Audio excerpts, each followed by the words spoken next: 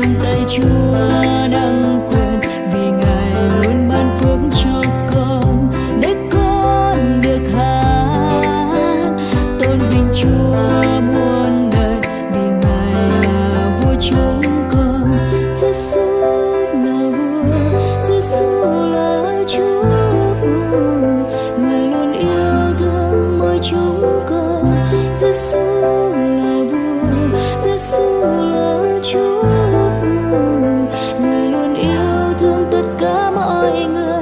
Giêsu là vua, Giêsu là Chúa, Ngài luôn yêu thương mỗi chúng con. Giêsu là vua, Giêsu là Chúa, Ngài luôn yêu thương tất cả mọi người.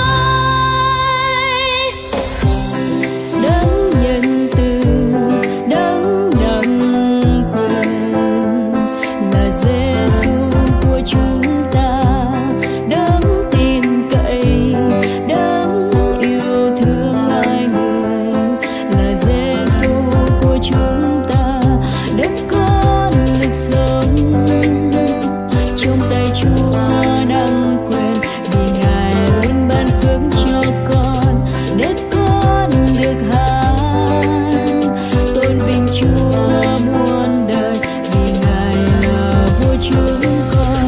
Giêsu là vua, Giêsu là Chúa, Ngài luôn yêu thương mỗi chúng con. Giêsu là vua, Giêsu là Chúa,